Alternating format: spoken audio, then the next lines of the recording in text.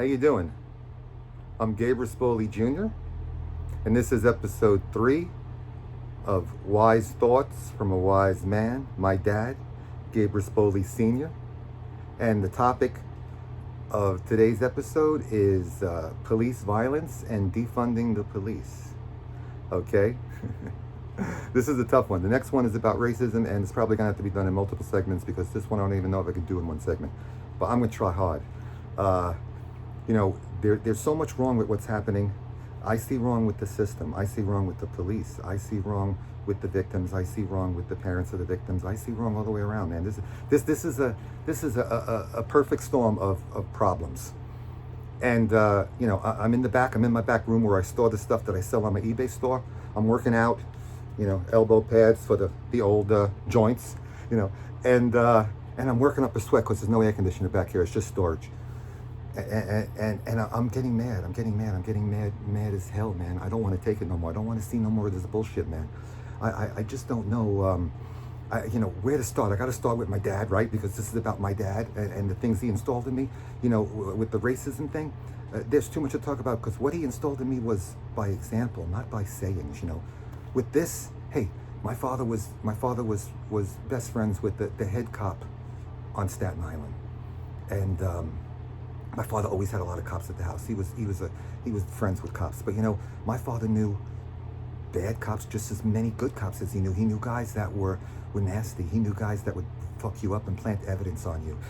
He knew them all. So what was the advice he gave me, his son? He's a white guy. I'm a white guy. And he didn't say, hey, you're white. Don't worry about things. If you get in trouble with the police, just call me. I'll get you out of trouble. No. That wasn't the advice he gave me. The advice he gave me was when you get stopped by a cop, kiss ass. That pretty much says it all, right? Kiss ass. Because if you don't, you can get fucked up. Now, we can talk about all the details of kissing ass, obey, listen, do what you're told, blah, blah, blah, blah, blah. But basically, kiss ass says it all, That was the advice my father gave me to try to deal with a situation when a cop stopped me, because he knows that he wouldn't know if it was a good cop or a bad cop that stopped me. Maybe it was the guy that didn't like Italians, seen my name and wanted to fucking make a meatball out of me. Who the fuck knows, man? But that was the advice he gave me. I don't, and if I was black, I would think he would have even given me more than that. But basically, how much more can you tell a kid than kiss ass? It's not about being a man. It's not about sticking up for your manhood. It's about self-preservation. That's what it's about. Being in a situation with somebody that has a gun that can hurt you or kill you or put you in jail, and the best thing to do is to just kiss ass and hope for the best. That was the advice my father gave me. I was at spring break once in 1980 in Fort Lauderdale. And, spring break for Lauderdale, that was the scene. My brother and all his buddies, they're 15, 16 years old. They're up there walking the strip looking at the girls. I knew they were coming up. Me and my two buddies, Richie and CB, we rode our Harleys up there to see a show. And I knew my brother was coming. I was keeping an eye on him. I see him outside. I walk outside. The club had a little area in the front that was gated in, and a guy collecting tickets in the front. I walk out the gated area. I walk around to a larger area on the sidewalk to my brother and his friends. It's like 6 or 7 of them. They're all 15, 16 years old. Too young to get in the clubs, but not too young to watch the girls, right? And the minute I walk over to him, we get surrounded by like five. I didn't see the sixth one. 5 cops with hard hats and billy clubs.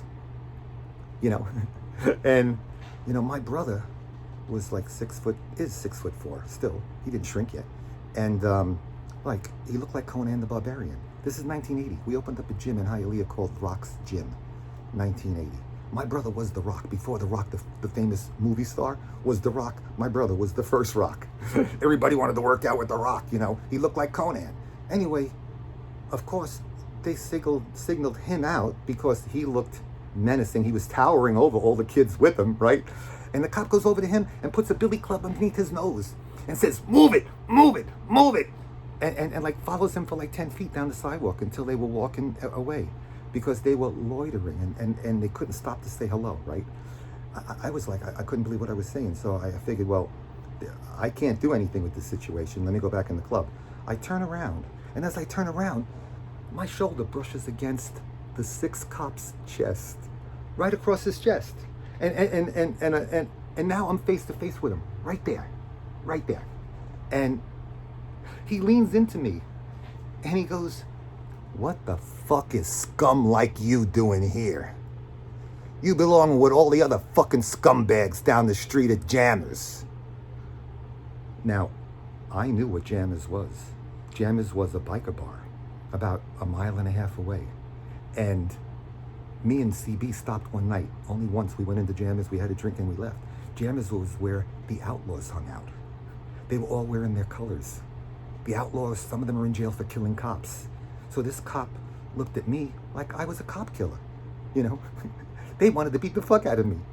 And I had the long hair, like Mala Mala, a bandana on, black vest, black t-shirt, black pants, snakeskin belts, snakeskin boots, a big skull buckle, tattoos, you know, the whole thing, the lowrider across the street.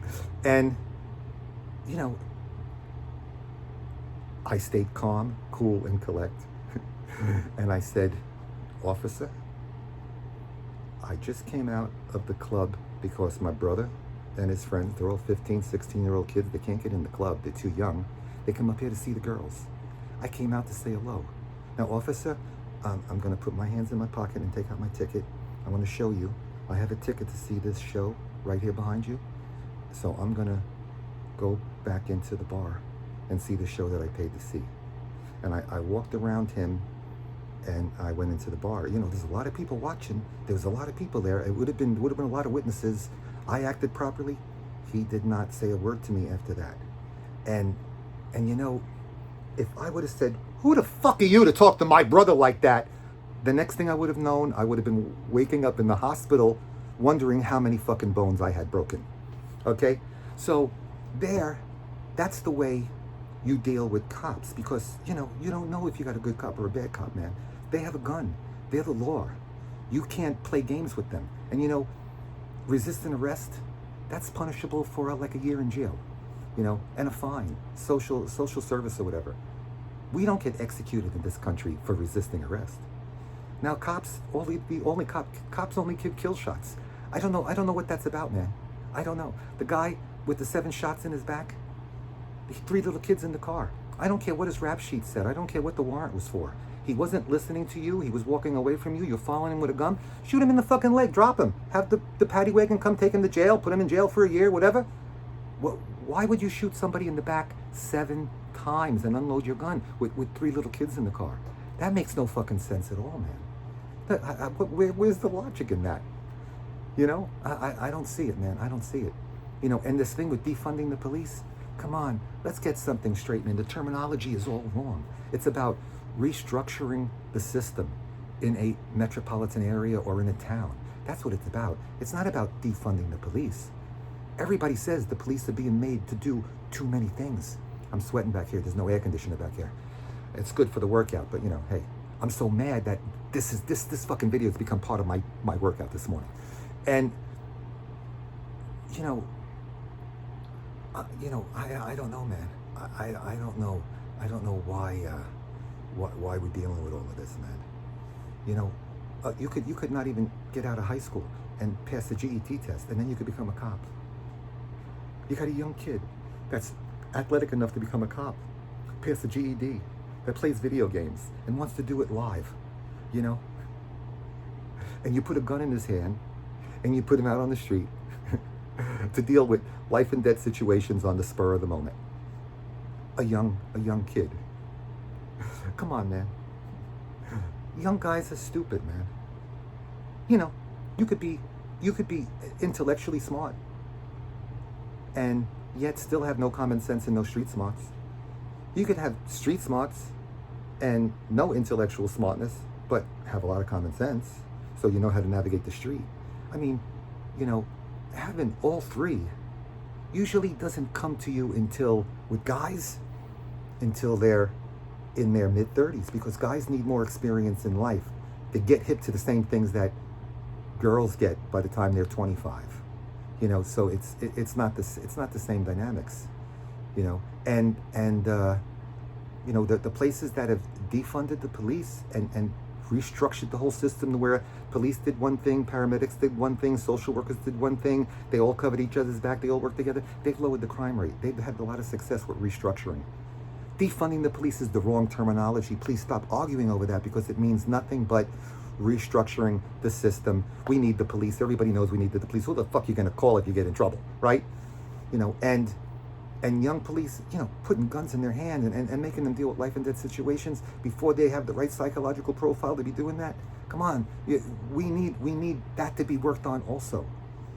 Because it's it's not a good dynamics, man, that we see happening on TV. It's not a good dynamics. And parents need to teach their kid how to behave with a cop better for their own safety. I don't see that either. I blame parents just as much as I blame the police department for putting guns in the hands of kids that shouldn't have them. Everybody's at fault here. And then not obeying what the cop tells you and getting yourself killed in the process when you shouldn't be dead, that's another problem. And let's get down to the numbers of the situation that I hear everybody bouncing back, but they don't know where the fucking numbers come from. The numbers of the people that get killed by cops, okay?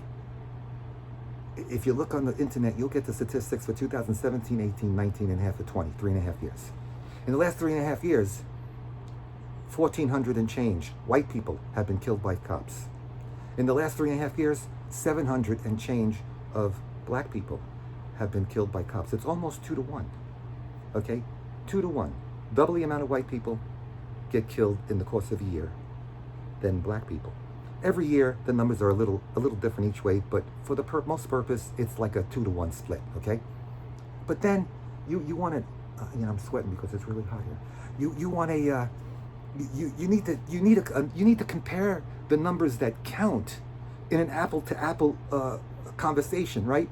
Not cherry pick that number and say, oh, why are you complaining about all the black people that get killed? White people get killed, more white people get killed, double the amount of white people get killed. That's just the middle of the equation. Please, do your fucking math, okay? You take the 1,400 people plus that have been killed by cops that are white and divide them into the white population. That gives you a white person has a 1 in 154,000 chance to be killed by a cop. When you take the number of black people killed by cops and divide it into the black population, a 1 in 51,000 chance a black person has to be killed by the cop. So now you need an apple to apples comparison. 51,000, 51,000, 51,000 equals 153,000. How's that? 153,000 black people, 154,000 white people. One white guy gets killed in 154,000. 3 black guys get killed in 153,000. There's your apples and apples comparison. That's the equation that tells you a black person is 3 times more likely to get killed than a white person. The numbers don't lie. Learn how to do math and you can figure it out yourself, man. The numbers don't lie. Okay? So, man, everybody's wrong here. And it has to be a joint effort all the way around to fix this. We're going to get and the racism, we're going to really get into that into the next few episodes because there's too much for me to talk about that my father did by example to explain the racism thing. Okay, so this was episode 3. I hope we covered the important aspects of this because we're going to get into it deeper in the next episode about racism. Till then, be safe, take it easy.